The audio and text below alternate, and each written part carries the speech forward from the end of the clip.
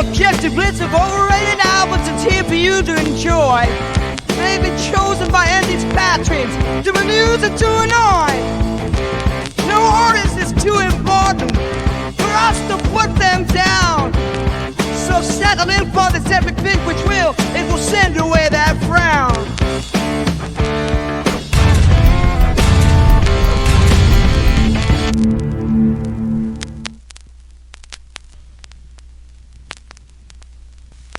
Hello and welcome to this video. On this video, I'm going to be again attempting to nail the objective list of the 10 most overrated albums of all music history.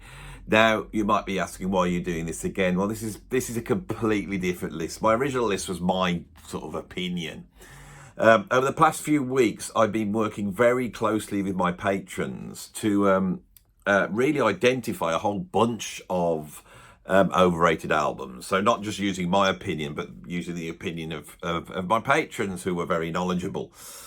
And two lists have emerged. The first list we came up with was their list of overrated albums. So once they suggested all these albums, I then put all the list of all these albums up into Patron, and we created a poll, and then they started to vote on them, and we eventually came up with this list, which was my patrons' take on the most overrated albums. Because of course you guys love an overrated list, I want to deliver what you like, so here we are. And I thought that was very interesting. Using the patrons started to get some level of objectivity, and because I've studied this so much for these videos, I had a list of so many albums at certain websites, polls, that my friends had said, all these albums that were considered overrated, and I've been collecting them all together. So I got a great big list of those as well, added in some of the ones that are at the top of the charts of my patrons list. So I had this great big list of overrated albums, and then got them working in that poll. Then once we come up with the 10 there, I created a third poll which had those 10 in, and then we re-voted again. So unlike me just, getting a pen and pencil out and just jotting down, some random, thoughts on this, this has had a little bit of actual objectivity applied to it. So I think I've got a reasonable list here. Now, what I'm going to do on this video, I'm going to go through what I think is my objective list of the most overrated albums that I've worked with my patrons.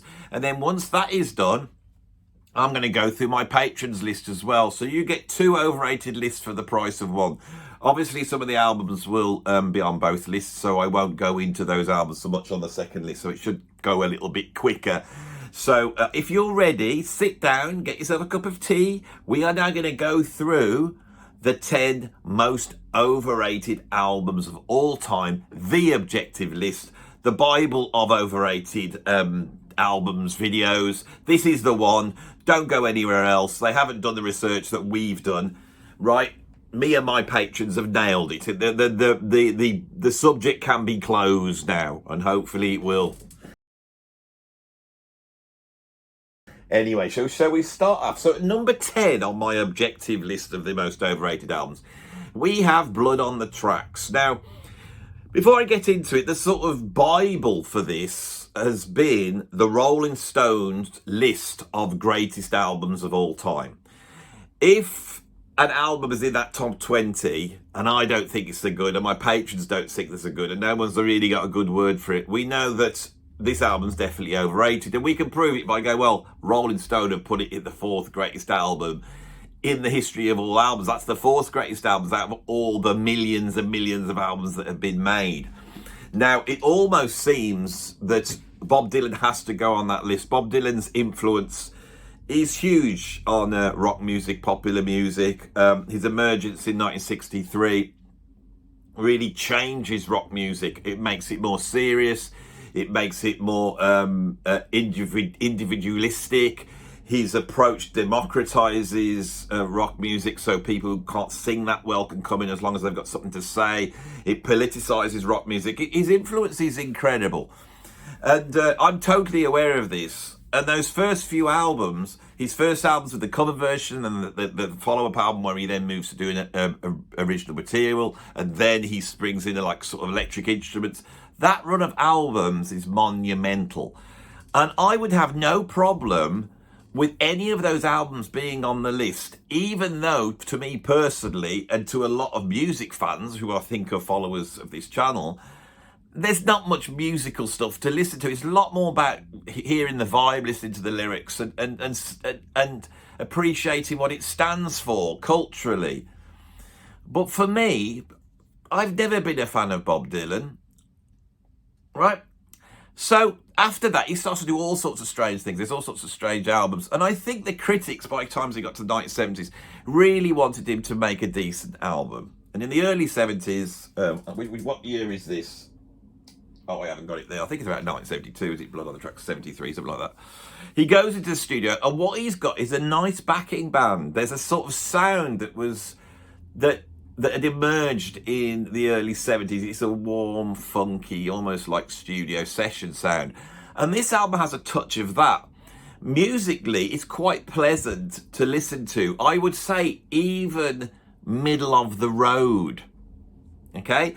And I think for Dylan fans, who most of them find, that Blonde on Blonde double album, tracks that go on for hours a side long, and it just seems so, a bit of a slog. I mean, I bought Blonde on Blonde knowing it was one of the greatest albums, and I think I still own a copy of it. I haven't listened to it for probably 25 years. I can remember putting it on and really trying my best to slog through it. Blood on the Tracks is much more listenable. I can sort of sit back and listen to it in much the same way that I might listen to an Elton John album or something like that. Dylan's on there. He does his Dylan things. It's got all that stuff on. I think there is such a want for people to find a great Bob Dylan album at that point that this went down in history. It's pretty commercial. I cannot see in the context culturally that this has the impact that his albums did in the 60s.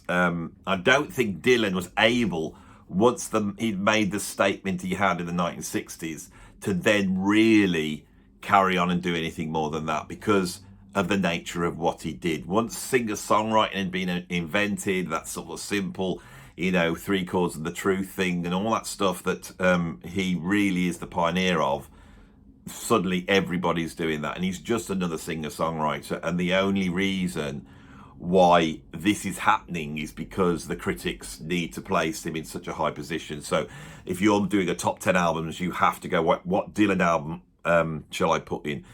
I think it should probably be Freewheeling or something like that, not Blood on the Tracks. I think this is here because it's a bit middle of the road and nice to listen to. So that's what we've got at number 10. At number 9, we have the album that Rolling Stone said was the greatest album ever made, right? This is the greatest album ever made, according to Rolling Stone. It always has laurels heaped upon it, this album, and it is, by Marvin Gaye, What's Going On. I own a copy of this album. I absolutely love it. I listen to it all the time. James Jameson's bass line is absolutely fantastic. It's like Motown gets serious and Marvin Gaye comes out and suddenly that goes from this sort of glossy pop thing that they were doing to this heavy political thing, and it's charged with a sort of a lament for the situation that black people and Americans found themselves in at that point in time.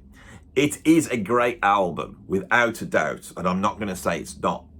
But for me, I think that Curtis Mayfield, Stevie Wonder, even people like George Clinton, James Brown had done it before. Black popular music had already gone that way. Now, the album that I would put forward as being a lot heavier and a lot more out there, which I think comes from the same year, is There's a Riot Going On by Sly and the Family Stone. So if I can find an album from the same year which is doing what this album does, which it does brilliantly, it is a very important album in turning, black popular music into a serious, political form, and that's where your hip-hop's going to go. So it's such an important album. But I don't think this album even ranks as the top of that. So then to place it as being the greatest album of all time. So why has Rolling Stone done this? And why do people do that all the time? Again, it's a very nice album to listen to, isn't it? You know, There's a Riot Going On. It's actually quite difficult to listen to. It's quite opaque and strange, and it's not like Sly's early hits. It's got it. There's something about it which is removed. It's slightly warped. It's like the 60s have happened. We're going into the 70s, and it's embedded. Whatever was embodied in that song, I Almost Cut My Hair by David Crosby. It's that era. Everybody's doing it at that point. There's a move. There's a realization of the darkness that existed within the hippie movement, and Marvin Gaye gets it on that album, but that darkness isn't really there. It's quite an easy listening, glossy album. The songs are incredible, but also once you get past Inner City Blues and What's Going On, is it really just full of? There's so many incredible songs that it should be seen as being the greatest album of all time. I'm not sure. And this is the overrated thing that often crops up. It's like a virtue signalling thing. The sort of white middle class establishment, upper middle class establishment that control the sort of legacy media when it comes to music. They've got to, cock their hat to black music in some way. They're not too sure how to do it. And so you get choices like these, like What's Going On. You're going to see another one of these probably at number 1 when we get to there. At number 8, is an album I absolutely love, but many people do think it's overrated. So I thought in the aim of objectivity, I should throw this in. And I did. And many of the patrons thought it was overrated. And there's quite a few albums on this list that I really like, really like. And I would not say they're overrated, but this is to prove that it is possible to be objective when you're talking about music. I'm about to be objective now and argue why I think that Sgt. Pepper's Lonely Hearts Club Band by the Beatles is overrated, even though I don't think it is. So those people who keep screaming at me, music's just subjective. Well, how can I do this then? What am I doing? What am I doing when I sit back and go, yeah, Sgt. Pepper has become known as one of the greatest albums ever made. Culturally, it had this huge impact in 1967, sort of heralding the move from sort of pop music to rock music, the invention of the concept album, the idea of a band within a band, the artifice that the Beatles were acting within, which would then get picked up by bands like Kraftwerk, would then get picked up like modern popular music. Is this the band? Or is this the Beatles pretending to be a band? And where does that stop and where does that start? Now, the thing put against it is against that sort of cultural backdrop and the incredible album cover that Peter Blake came up, which is so iconic, it just makes you want to think it's the greatest album. It's a Beatles album that maybe doesn't have the same quantity of brilliant Beatles songs as other albums, especially as at the time some of the songs that were real classic, like Strawberry Fields Forever, were actually saved for their doomed Christmas movie and ends up sort of leaking out almost on the EPs that made up a Magical Mystery Tour. I think everybody is pretty sure that if you got Magical Mystery Tour and Sgt. Pepper and programmed those great songs together, it would almost be like a best of the Beatles. And I think that's what drives this. For me, though, I think taking that aside and knowing there are so many brilliant Beatles songs, there's an argument that they really reach a peak with Day in the Life. And that is an incredible epic. The sort of fanfare of, Sgt. Pepper's Lonely Hearts Band that opens up this album and closes it down is a wonderful device. And I think the Beatles have come up with something quite magical, but I do understand that in terms of groundbreakingness, Rubber Soul and Revolver that had gone before, this Revolver's the one really in terms of that. And if you want an album full of great songs, any of those albums, Revolver or Abbey Road, are just stocks full of probably greater songs. So I think this is where the perception comes in that this is a little overrated. if you're not a fan of the Beatles and you grudgingly say, yeah, well, Yesterday's good, I know that's good, and, you know, I mean, Let It Be is a brilliant song, but they did do a lot of filler. Then it does seem that there's filler. If you love the Beatles like me, and they can do no wrong, and even when they're doing something that isn't, you know, mind-blowing, the mixture of those voices and Ringo's drumming and the sort of this sort of a working class kids being creative vibe that I don't think any other band's ever had like they had, adds a charm to some of the tracks on there that are a little bit weaker. And when we've got an album that's gone down in history as being one of the greatest albums of all time, I think that's warranted. So I think that's why this often gets discussed and why it's turned up at number 8. Not at the top, you know, we're not talking the overrated, but maybe a little bit overrated. At number 7, I have an album that I wholeheartedly agree is overrated, and it is the album Purple Rain by Prince.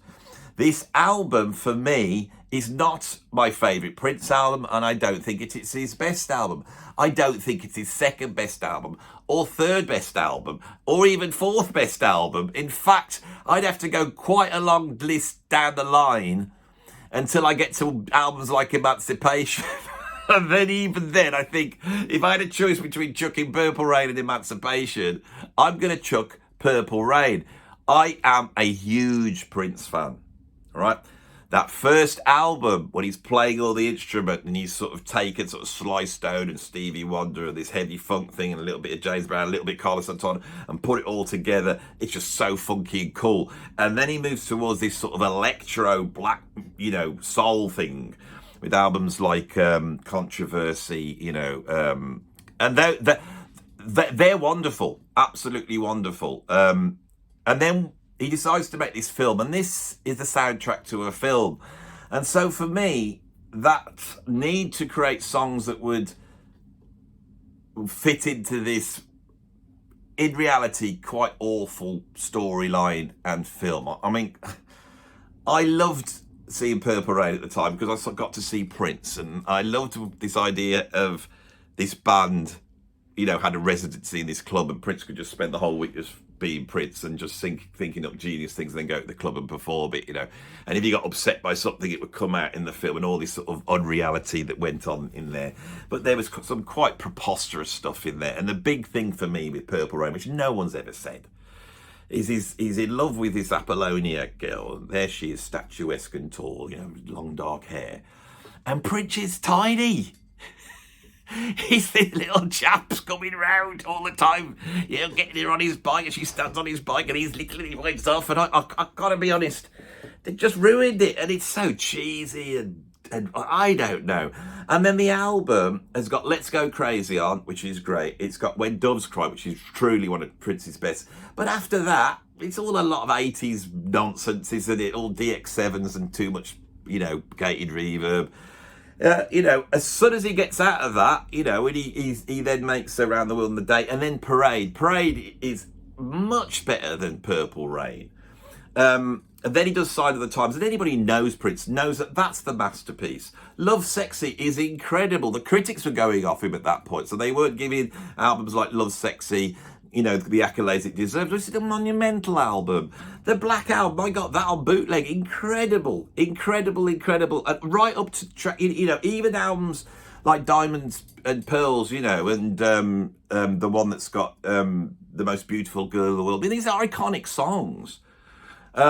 Those albums are better. A lot of critics will knock the album Come. And it's one of my favourite Prince albums. That's where he goes jazz rock fusion, isn't it? It's got a lot of jazz soloing in there, flute solos, cool stuff. Absolutely incredible.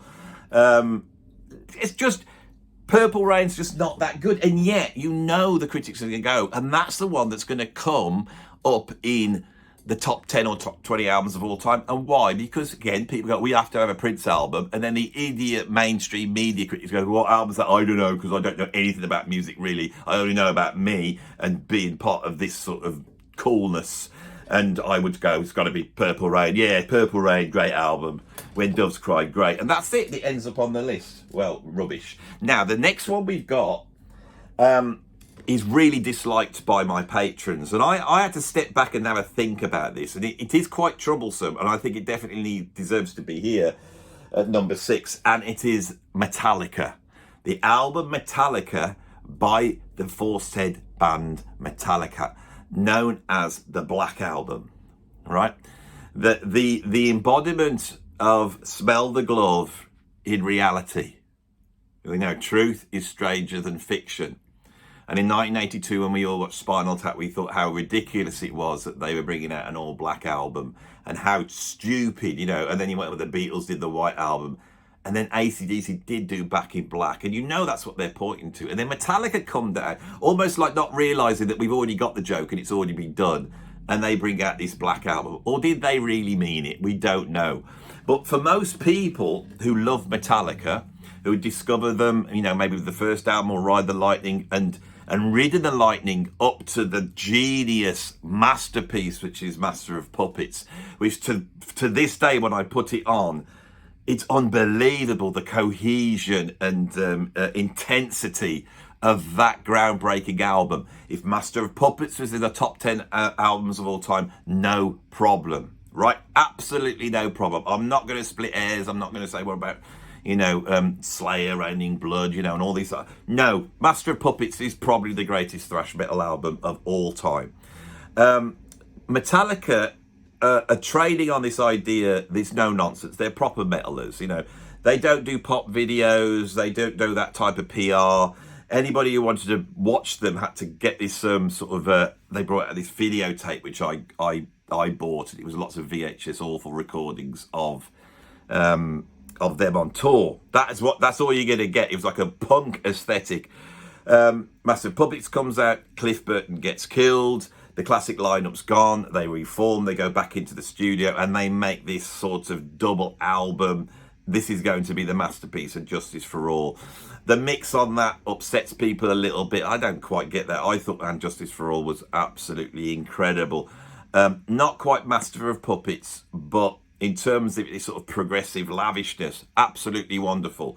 But we saw Metallica coming out with this video for One, and that was also released as a special video cassette. And looking at the interviews with them, they had really thought it out. They'd really thought how, you know, they could put a video out that would not compromise their artisticness. And then suddenly, it's 1991, you've got Nirvana coming out, that rock thing is moving mainstream, and Metallica go against what they said, and they bring out what is ostensibly an AOR metal album.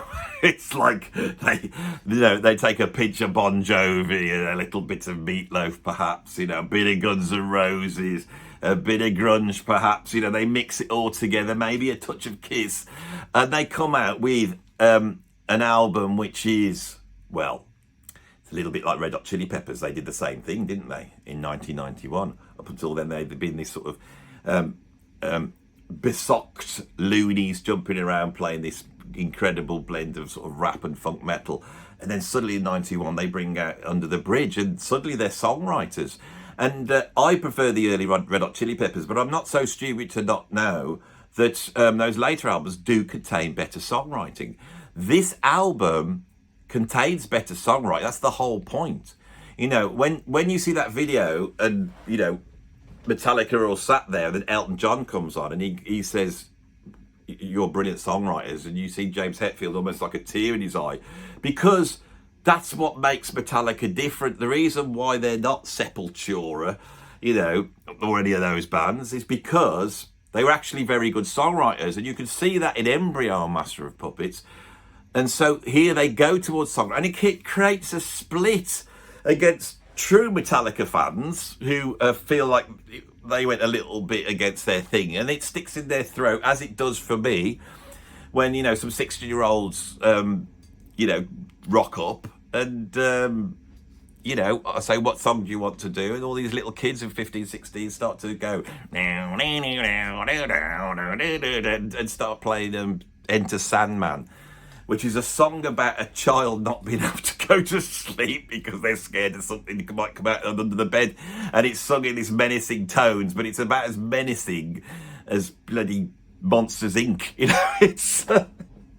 And so it's a troublesome album in many ways. It is a brilliant album, and it's that with along with Nevermind, which I think might be brought up at some point in this video.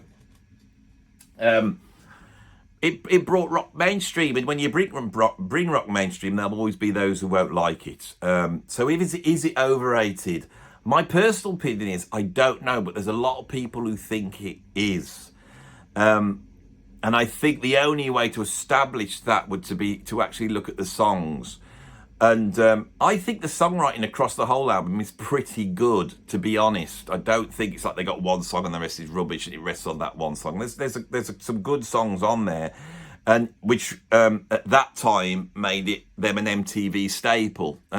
Really hard one this is. Really, we'll come back to this in a bit. Right, at number 5, I thought this was going to win. Right, and I'm 100% behind this, and I think now, after really exploring this stuff, this subject of overrated albums, I think this is the one. This is the most in my personal opinion on this. But we have it coming in at number 5, and it's the album Stone Roses by Stone Roses. Right, now I'm going to feel this way because I am exactly the right age for Stone Roses.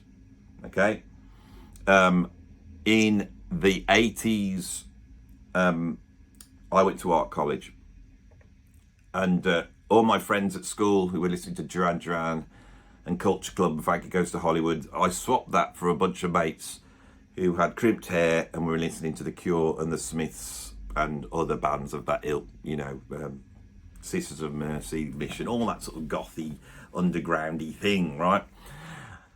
Then the Cult, who were sort of a little bit of a more commercial sort of gothy band, they went all rock, which I thought was great. And then we see the Stone Roses emerge, and they're an interesting mix. There's a bit of a sort of working class vibe, which you hadn't had in that sort of arty ending music. It's a little bit hippie-fied. They got flare trousers on.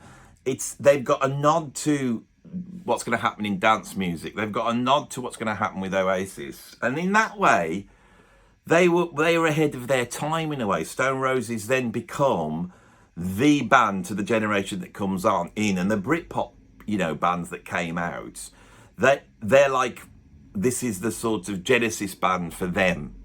I don't mean Genesis the prog band. I mean Genesis the book of the Bible. You know, this is where things sprung from. Now they start having hit. You know, She Bangs a Drum, that becomes a hit record. I think it's so bland. I'm looking at all my friends going, why do people like this? They're touring around. They were signed to FM Revolver originally, and there's a famous thing where the Stone Roses turned up at FM Revolver's offices, and Paul Birch, who I used to know vaguely in the old days, that they poured paint all over him. They were artists, you see, and I was at art college. And some of my friends at art college got so into Stone Roses that they started following them around. So Stone Roses became this big thing. So eventually, I'll go have a listen to this. So I go and put this incredible album on. It's the most boring, bland thing I've ever seen. There's nothing on that album.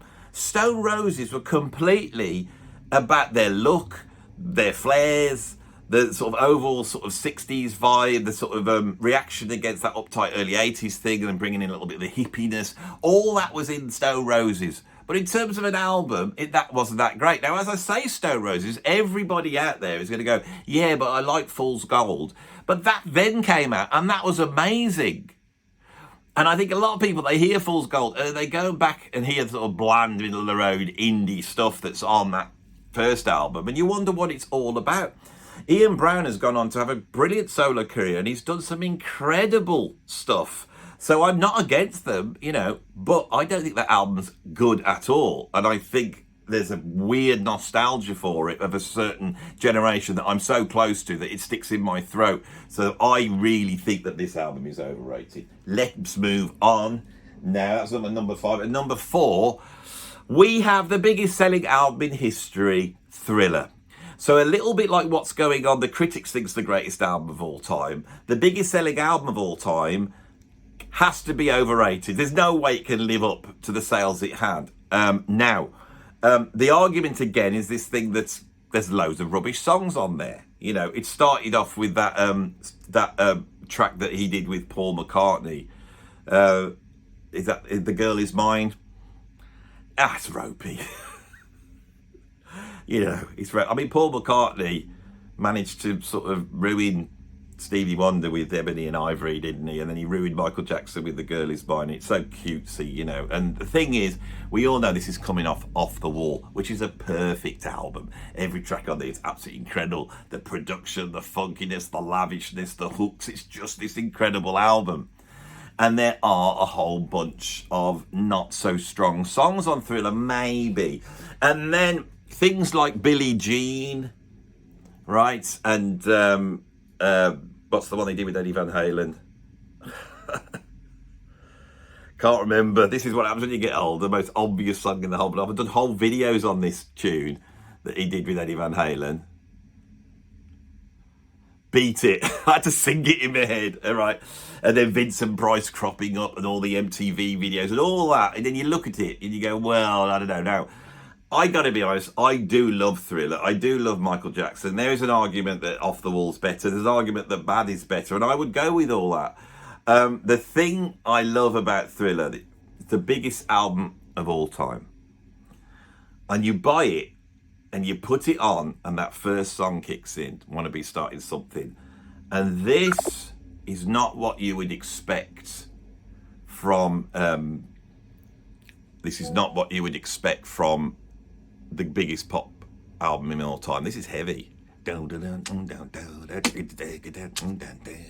listen to the structure, it's modal, there's no key changes, you know, and you get this sort of African chant call and response. You want to be starting something, you got to be starting, and then you kick it, and then that guitar comes in, like a bebop lick, and then mama say mama, and all that bit, and it just goes on, and it breaks down, it goes on for hours. It's an incredible track. That's an incredible track, and that's a sublime track for me in terms of Michael Jackson, and that does win me over. But I do agree, on the whole, there's a lot of filler on there. Now, it should have been called Filler, shouldn't it? What is famous with this, how they started on it, and then Quincy Jones said, no, we're going to get rid of the filler, and they worked, and this is when Billie Jean and Beat It and all those were written. It's also a little bit mired with 80s production. Now our ears would much rather have Off the Wall than have Thriller. I think it is overrated, and because it's so huge, it should be on the top of the list. You know, if you came down from another planet as an alien, you go, well, there's all these albums they've made. So which one is the most people liked? It's this album Thriller, and you put it on. You might go, I don't know. I mean, did you hear that Highway to Hell by AC/DC? Well, there's not a bad song on that one. Right, at number 3, and I thought this would be number 1, and I think this one should become the platonic overrated album. It's my mission, so I'm very upset that the patrons did not make this number 1. I wanted it to be number 1. I did think, you know, being in control of the poll, I could fix it to make it number 1, but I haven't. This is an objective list. At number 3, we have Pet Sounds by the Beach Boys, right? Often hailed by many people as being one of the greatest albums of all time. I always feel that people that do that, they do it because they want to be seen as being quite knowledgeable. They want to be seen as having an awareness of music history and how that all fits in. The Beach Boys, they're not the Beatles. You know, they're this sort of barbershop quartet that sort of take on a little bit of rock and roll and have these sort of regional hits in the early 60s, which are sort of genre songs, a little bit like Dick Dale, all about, you know, running around on the beach and surfing and California girls and all that type of stuff. Brian Wilson is a musical genius, without a doubt, and he manages to put something inside these little pop songs that's often really magical. I love the early Beach Boys. My favourite album by the Beach Boys is the Beach Boys' Greatest Hits. That's the one I want. And then later on, they make one of the greatest records ever made, which is called... I'm gonna have to sing it in my head again. My brain is not pulling out really obvious stuff. Good Vibrations. Good Vibrations is a masterpiece. So me in my younger days, I knew you had got the early Beach Boys, and then I knew they'd done this insane psychedelic mad song, Good Vibrations, and there's this album Pet Sounds. So I bought Pet Sounds, expecting it to have good vibrations and a whole bunch of other tunes. And what does it open up with? This sort of jolly, wouldn't it be nice if we were older? Great song. Wouldn't it be nice if we were older? It was all right, yeah. It's all right. I thought that's okay. It's not as good as some of the early Beach Boys. It doesn't sound like, good vibrations. And then it's subjected to me with all these horrible sort of rock and roll pastiches. God Only Knows came on, and it is a truly great song, but it reminded me of Jim'll Fix It. It sounded like the theme to Jim'll Fix It, which coloured my appreciation of that song for me. If you are not British, you might not know why, but Jim'll Fix It was a TV show where the celebrity Jimmy Savile would fix it for young children to have some sort of their sort of fantasies would be fulfilled by Jim. And then after Jim died, it turned out that he was also fulfilling his fantasies on a great level. You've got Jeffrey Epstein in the States, we've got Jimmy Savile. I can remember, all I'm going to say on this, and this is this. I'll just say it, and then I'll move on.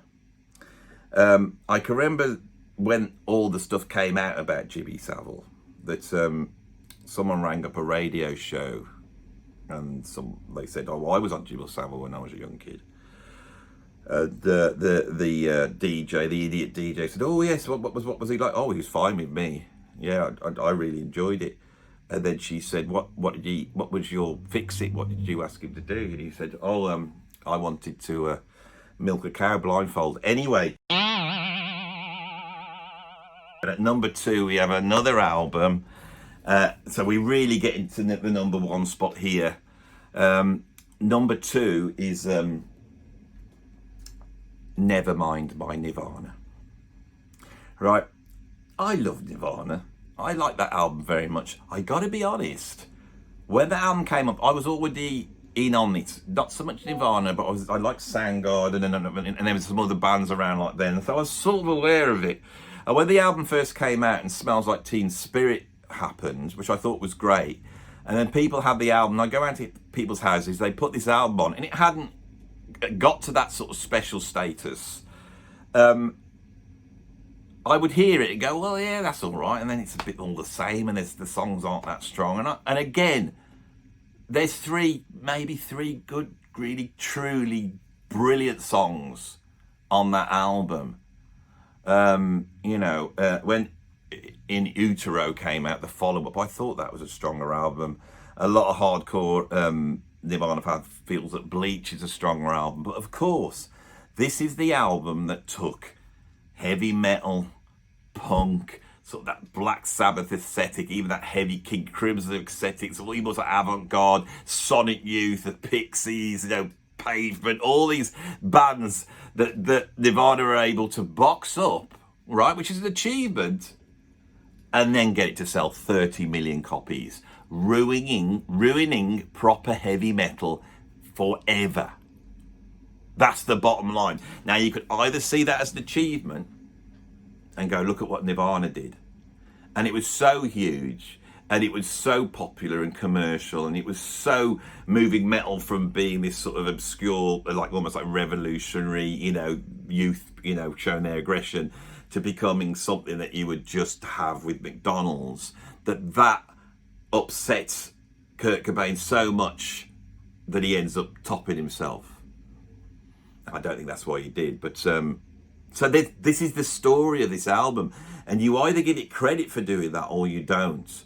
As an album, I think of actual music, yeah, it's overrated, without a doubt. And I would say that Super Unknown by Soundgarden is a much stronger album. But again, it's a different album.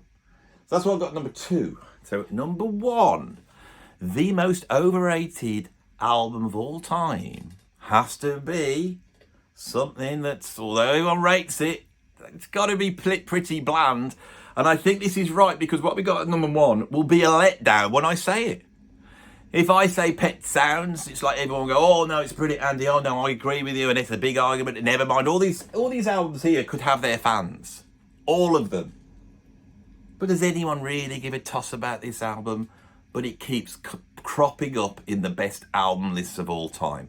It is The Miseducation of Lauryn Hill by Lauryn Hill. So, last night, as a bit of research, I put the headphones on and put this album on. And it starts up, and it's just not holding my attention. It's very nice. There's some lovely grooves. Her voice is great. There's nice funkiness going on. I had the score by the Fugees. I bought that when it came out. That's a stronger album. That's the one that has the cultural impact. And then it has so much cultural impact that they chuck a big record deal at Lauryn Hill and they put all the stuff behind her. And she comes out with that single off this album, which is brilliant, you know, which I don't know the title of. It goes, oh, you gotta watch out. Oh, it's gonna that thing. Is it called That Thing, perhaps? I didn't even know the title of it. It was a big hit at the time, but it's not Smells Like Teen Spirit. It's not A Day in the Life. It's just quite a cool, you know, late 90s R&B tune. Is it better than the stuff Aliyah put out? No. We all know that the greatest R&B track from that time is One Thing by A-Marie, which is one of the greatest pop songs ever written. And there's nothing on this album that goes next to One Thing. One Thing is just unbelievable. I can't listen to it with my hair standing on end.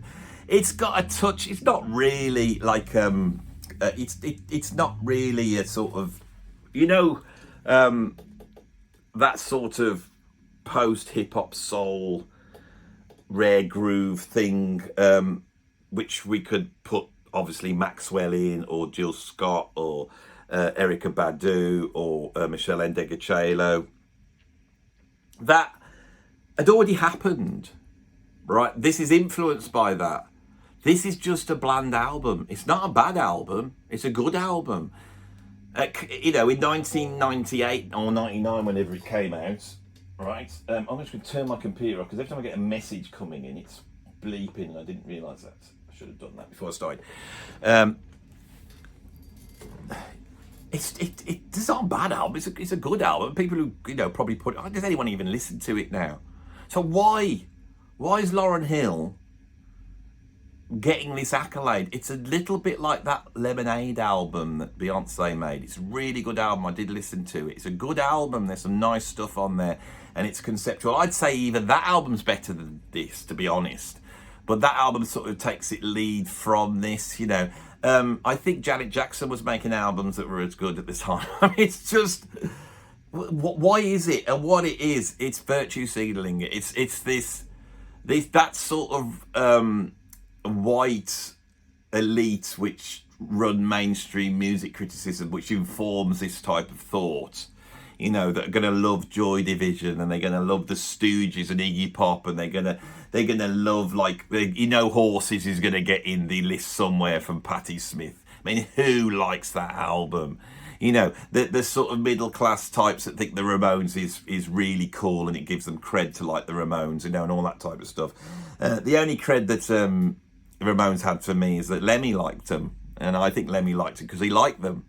You know, but I'd have voted over the Ramones anyway. This whole thing that just stinks, and I'm so aware of it. And a lot of the bands that I love have always been maligned, absolutely maligned. And there's this overwhelming thing that you feel that if you either have to be like the Strokes, middle class people pretending to be rock and roll rebels. You have to be that. And then, because you don't get it, you have to point at some sort of, you know, soul, black rhythm and blues. You have to point to the obvious. And this is the biggest example of it. So even on the Rolling Stone top 10, this comes in the top 10 albums of all time. Really? So that is what I have at number one on this objective list. But we're not finished there, because if I scroll down on my bit of paper that I'm following, I have the Patreon list. So patrons, are you all ready? We've been working on this. This is what the patrons, purely what the patrons think are the 10 most overrated albums. So you get another bite. You can sit down and go, oh, this. I was going to split this up into 2 videos. I thought, no, let's just make it. Let's just, you get 2 lists for the price of 1 here. Come on. Brilliant, isn't it? 2 lists for the price of 1. So at number 10, my patrons voted as the 10th most overrated album, Who's Next by The Who.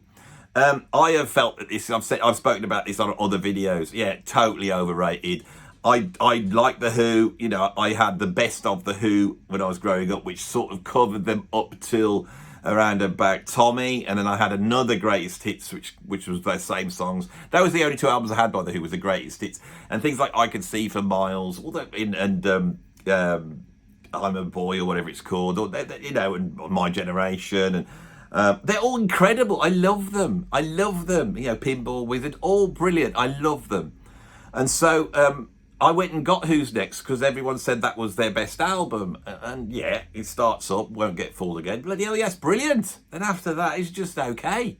Not bad, but just okay. What? And then they settled in. They lost their psychedelic wildness here. They just sort of settled down to being a straight rock band. You know, they're sort of almost like what Status Quo did. But at least a Pile Driver, I've always said, oh, you know, I love Status Quo, and I will point to Pile Driver and go, look at Pile Driver. And I went actually pulled it out the other day and had a proper listen to it. I thought, it's not that good, actually. I think I'd rather go for the ones that we're just supposing on and rocking all over the world. That's what I want to hear. And at least Status Quo got there in the end. And there's been some good tracks on Pile Driver. But The Who, after this, they sort of just slowly slide into sludge, don't they? And by 1978, when Keith Moon dies, they never seem to get back on the horse, and they make some of the worst albums ever made. And I think the rot stops here with Who's Next. So that's what the patrons put at number 10, not me, the patrons. At number 9, they've got The Bends by Radiohead. Well, this is a contentious one because I think what you've got here is Radiohead are the example of a band. There we got some nice white British middle class people, and the music critics, especially in this country, they like to champion their own. You know, they're always going to be on the side of Blur more than they're on the side of Oasis. And Radiohead, you can't get more posh than Radiohead, can you? You know, it's like this is the way that they are the Pink Floyd of the 90s, you know, and you feel like if they hadn't have formed that, they would have probably set up some sort of architecture firm, perhaps, you know. they would be rich whatever happens, you know. And because of that, Radiohead sort of have this sort of loungy references that the critics love, right? They're the critics' darlings. OK Computer is a brilliant album.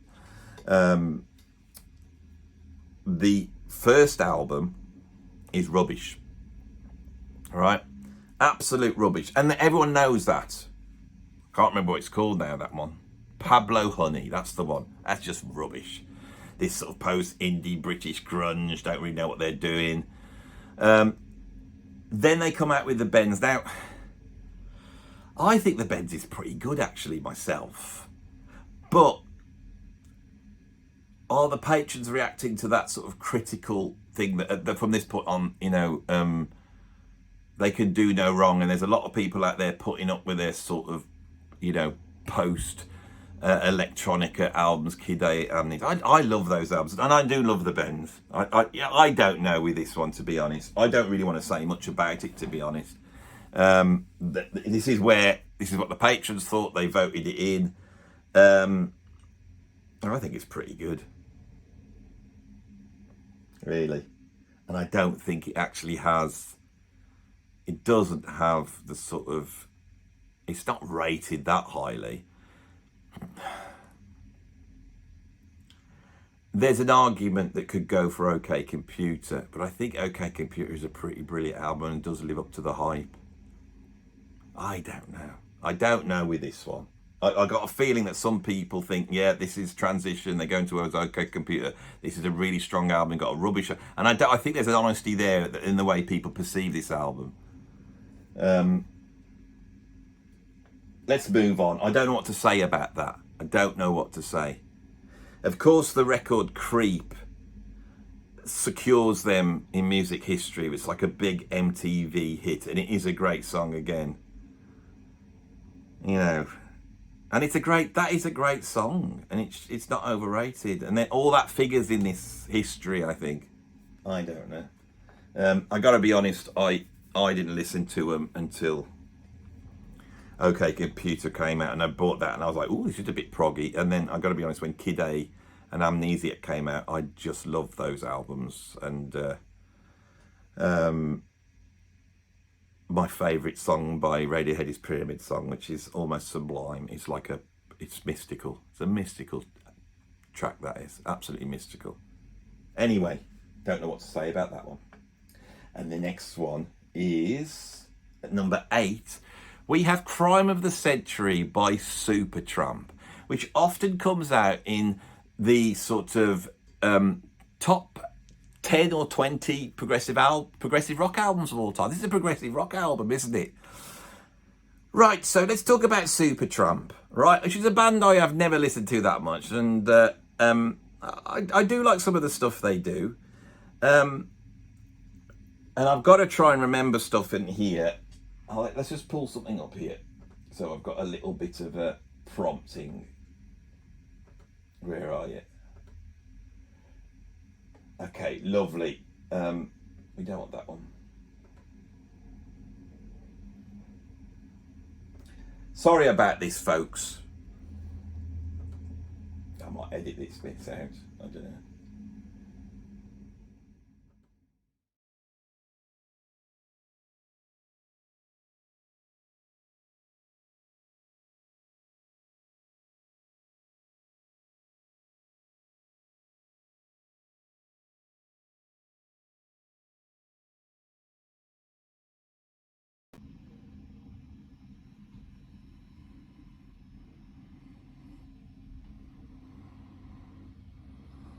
It's lost its way, hasn't it? Gone on for too long. The 2-list idea wasn't very good, was it? I don't know how I can rescue this video, really. Even I'm getting a bit bored with it. I was sat here thinking what to do. I was thinking, all I can really do is lists. How about, I know it's not much, but what about, I don't know, the 10 greatest Englishmen? How about that? Will that just pep it up? We'll try it. Shall I try it? Let's have a go.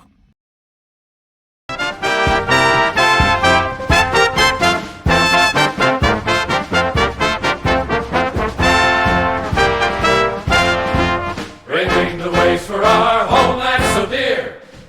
Through trials and battles we conquer our fear. With flags held up high and hearts full of pride. In you together we'll stand side by side. With honor and pride our voices will sing. United as one, let freedom ring. From the moor to London town, through the fields where tales abound, hearts of wood they stand so proud to English transfers out. Raise a fight to the sky, harbor the lads we hold so dear. With chorus bold we sing with pride for the Englishmen and cheer. Through sun or rain their life brings the best of man is there. True Englishmen will trust again, we're unmatched far and near.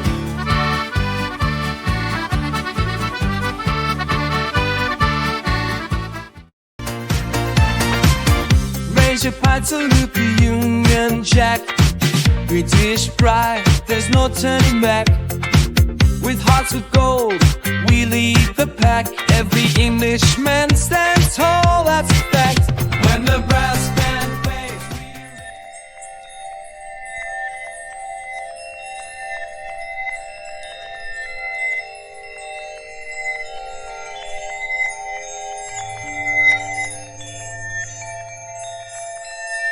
You won't think this video is rubbish. You will like and subscribe to it. You will ignore the fact that it's lost its narrative plot, and when we finally return to the main substance of the video, you will think that nothing strange has happened. At number 7 we have Purple Rain. I think we covered Purple Rain, haven't we? Let's Purple Rain. Right. At number 6, this is going to be the troublesome one now. Because at number 6, they have put Out of the Blue by ELO. I have never spoken about ELO on this channel. I live in the Midlands, okay? ELO have always been there. When I was a kid in the 70s, when I came up into music, they'd brought out the Discovery album, and they'd gone from this sort of orchestral Beatlesque thing that they were doing, which seems to come from prog rock, and they moved to a sort of a prog rock disco thing, which is absolutely brilliant. But I wasn't into that then, because I was listening to like Iron Maiden at that point when I discovered ELO. I eventually did buy the ELO album, and it was the one, Time Is It, I think that's the one. And it's got the track Here Is the News that I ended up covering when I was in Frost. Here is the news, coming to you every hour on the hour. But as time goes on, I seem to start to make slow connections, and my best friend, my bestest friend and greatest ally is a guy called Rob Grokert. Rob Grokert has been involved with this channel so often and in so many numerous ways. He plays with so many bands I'm in. And Rob is the son of Kelly Grokert, the bass player of ELO, who wasn't the bass player from the beginning of time, but that came in at a certain point and is on Out of the Blue. All right. And then a few years later, I then joined Quill, and I started playing and becoming quite close with Bev Bevan. Now, ELO have gone through all sorts of trauma and stress over the years, with people sort of with infighting and people fighting over their name, and all sorts of nastiness has ensued. And it's created angst, and I could detect that in Rob. It was wonderful when I was able to get Rob Grokert, whose dad Kelly died actually relatively young, and he's no longer with us. And it was lovely to get Rob and Bev together. So I'm very close to ELO in that way. So to put my cards on the table, never really listened to ELO. I know nothing about them, right? But I know the guys. I know at least Rob, and I know Bev. And I know them well to say what I honestly think, which is what I'm about to do. I'm not going to pull any punches here. I do own Out of the Blue. And it's their classic album. Everyone loves Out of the Blue, don't they? And I got it quite recently, and I put it on the car, expecting to be hit by a whole load of killer ELO songs. Because when they go, Mr. Blue Skies is sublime. Sweet Talking Woman is sublime. Telephone Line is sublime. I can just go on and on. Xanadu is sublime. They're all brilliant. But when you listen to Out of the Blue, you don't really get that. You get that every now and then, but there's not that many. I don't know, is it Sweet Talking Woman that's on Out of the Blue? Maybe Living, I don't even know. But it just, again, was filled up with this sort of, like Pet Sounds, these sort of rock and roll pastiches that I just could not get past. So, the Discovery album I really like, I don't know. Yeah, I would say this album is overrated. And I think if I had the guys there, Bev or Rob here, they would be going, oh yeah, you need to go back to these earlier albums, which I have listened to and absolutely fantastic. And they're the heavy, more proggy albums. There's some really incredible stuff going on. What can we say? This is the Patron's choice. They've got ELO at number 6. I'm here with my best friend, Rob Grokert. We've worked together for many years. And as you know, here we are with my patrons and myself, doing this video where we're looking at, overrated albums. And well, the thing is, Rob, I haven't told you this, but the patrons have come up saying that Out of the Blue by ELO, you know that album that your dad's on, that one? Yeah, your dad is on that one, isn't it? Yes, yeah, he is, you know that one, yeah. Well, they've said it's overrated, and I've agreed with that. And I just thought, as your dad was in there, it'd be nice to see what you think about that. I mean, because really, it is. I mean, there's not that many good songs on there for a start, and I mean, they got Sweet Talking Woman, that's a good one, but there's no other good ones on there, is there really? I mean, there's Mr. Blue Sky, which is maybe arguably ELO's most popular record. Well, yeah, I suppose so. It's subjective, isn't it? But is it on that album then? It is, yeah. Well, only ever listened to it once, you know. And it's it's like there's 4 sides, and there's like Oh, is it a double album? Is it? yeah, Ah, and it's got the whole. There's a section called Concerto for a Rainy Day, which is like this sort of big sort of masterpiece of songs that are sort of molded together. I know, but I can remember when I listened to it, it seemed to have a lot of filler on there, and it was like there's quite a bit of like just these sort of rock and roll pastiches and like Chaz and Dave bits. I mean, we're talking about you're saying overrated, not they're not saying underrated. They're not saying underrated. saying It's not just overrated. me. All the patrons have done it. They've all said it. I mean, because we're mates, I thought you would have some sort of perspective on what why you think it is perceived as being overrated. I mean, I'm a bit caught off guard, to be honest. I mean, because we're talking about, maybe sort of my father's sort of, potentially finest work, my late father's finest work. The person that's like, one of the biggest, if not the biggest, inspiration to me, and probably the reason that I do what I do, to be honest. So it's a bit of a shock, to be honest. Really? I mean, I feel like you've ambushed me a little bit, to be honest with that. No, I got to be honest, because we're mates, I thought you'd take it okay, but I mean, I can understand where you're coming from. And you really do think it's your dad was okay on that one? Yeah, I think. I mean, I had to listen to the everything that he bass playing. It did- was pretty basic, really. I mean, it was just root notes. It's like root notes and a bit of, I mean, It's not like he's Stanley Clark, is it? no, but then I guess that's why the word basic has the word bass in it. I thought that was. I don't think I that's think he right. thought that was always Rob, I what the don't think point that's of it- right. I actually don't think that's right. I don't think it's called the bass because it's basic. And if that's what you got from your dad, no wonder people are thinking it's overrated. Yeah, maybe. I don't want to need upset to- you. well, I mean, I we've been just- friends for a long time, and I just need to have. I need to have a think about things, actually, to be honest, and just reevaluate it. Have a listen to it again, and maybe. well, have you listened to it recently? Haven't you? Maybe. Fairly recently. Maybe, How but- recent would you say? Well, maybe in the last couple of years, maybe. Well, maybe because I haven't listened to it again. Yeah. You go and listen to it again. Have a listen to it. Yeah. Okay. I mean, I think Time's better. Yeah. I mean.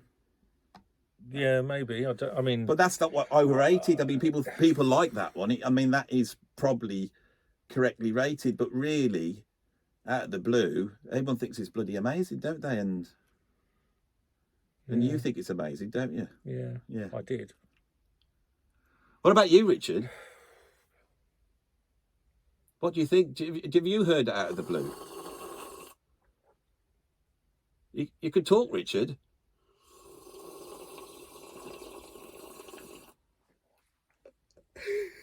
He's laughing. Oh, come on, Rob. It's not that bad. We're just having a laugh, you know. Sorry, we'll have to work. We'll have to go.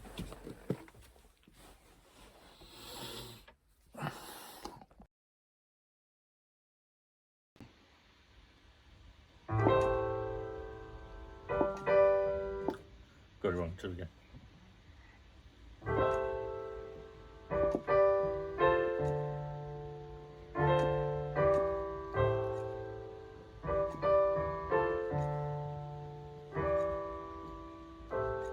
Hey woman, you got the blues, 'cause you ain't got no one else to use. There's an open road that leads nowhere, so just put some miles between here and there.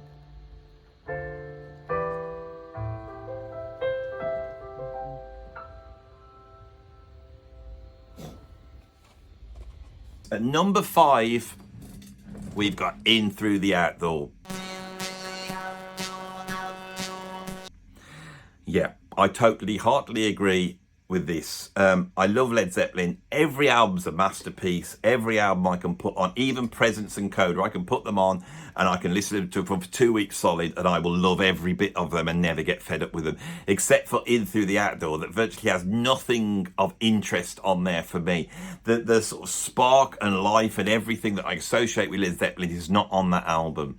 They're in such a bad way at that point. Jimmy Page seems to be out of action. John Bonham's on form to some extent, and he's ready to go. John Paul Jones comes in and tries to rescue the day, and he's got this new keyboard, and he just bathes everything in that keyboard.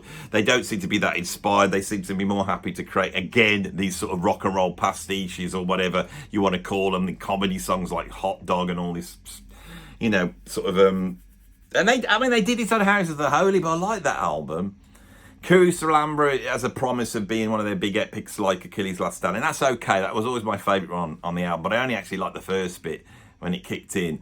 All of Your Love is a good song, but it's not Zeppelin. That's Robert's song, and it sits there. That's a good song. We're Gonna Crawl, I know people love it. I absolutely hate it, and when Robert starts screaming at the end, I hate it. Side One, In the Evening. If In the Evening is the Zepp rock track, if that's the equivalent to Whole Lot of Love, or Good Times, Bad Times, or Immigrant Song, or Black Dog, right, I'm going through the openers of every single Led Zeppelin album when they come out and they have one of those openers. If it's that, it's nowhere near, is it? It's not Black Dog. This album is completely overrated, and in a way, I wish that they could pull all those albums in and get the better tracks off Coda, get a different mix of it. I just don't think it's that good. And this is Led Zeppelin we're talking about. It's not a bad album. If it was maybe another band, I'd like it more. But it's Led Zeppelin. And the sense of, disappointment when I was a kid, and I bought the albums in sequence. I bought them all in. I bought Led Zeppelin 2 first, and then Led Zeppelin 4. Then I went right. I bought 1, then 3, then House of the Holy. And I went through that, and everyone was brilliant. And I get to this last album. By then, I've totally bought into Zeppelin. I get In Through the Outdoor, Take It Home, and I just didn't like it. And I knew that if I put a bit of water on it, it would turn. The inner sleeve would turn from black and white to colour. So I did that, and that was the most enjoyment I ever got out of that album. Probably devalued it doing that though. But in the end, do you want to sit there 40 years later and still not put the little bit of water on the inner sleeve and see the colours, emerge? But there again, it sort of reduces this album to almost like a Rupert the Bear annual, doesn't it? I don't know, let's move on. Oh, number 4, we got Derek and the Dominoes with their album Layla and Assorted Love Songs. I went back and listened to this again. Layla's great. Does go on a bit, doesn't it? But Layla's great. The rest of it is just boring, turgid, whiny rubbish. Never gets out of second gear. It's just, vocals aren't great. I can't really detect any songs. It's just mired in the sort of curse of Americana that had gripped everybody at that point once the band came out, and all these British musicians wanted to try and make themselves feel more authentic by going out and working with the Allman Brothers or whatever it was that they felt they should do. And it just stinks of that. And it's like, I just think it's so boring. When I was a kid, I had the Rolling Stone Book of Rock and Roll, and in there they had the top 10, and they had all these albums that they'd put these special awards on. And when you had one of those awards, it was one of the greatest albums ever. And Blonde on Blonde had that award. I went and bought it, pile of crap. And so did this album, and thank God I wasn't fooled into thinking I was going to get something like Cream, but better, because you don't. What you get is just a load of turgid, twangy guitar that goes on forever, and then a cool riff on Layla. That's it. Rubbish. At number 3, my patrons have Stone Roses, which we've already covered. At number 2, they have Thriller, which we've already covered. And at number 1, they think that the Metallica album, the Black Album, is the most overrated album in history. So those are the 2 lists. Now, I don't know how much more I can squeeze the view juice. We are at the end of this epic video. I hope you enjoyed it. If you've got any questions, put them in the comments. If there's...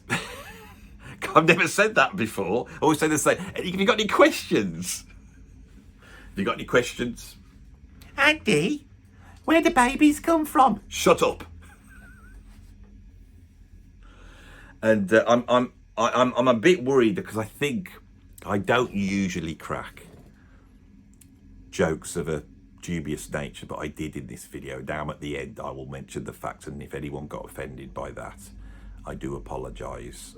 When you do these videos, you just start talking and things pop in your head, and it's always best to say what's in your head rather than just letting it fester, because it always trips you up. And so there was a dubious joke in there. Some of you may not have noticed it, and if you didn't notice it, just move on. Don't think about it. Don't go looking through the video trying to find where it is. Please don't. And those of you who did and they thought it was funny, then I hope that was a little bit of entertainment that you weren't expecting on this video about music. And those of you offended, well, you know, grow up. Anyway, I will go now. I'll see you on the next video. Bye bye.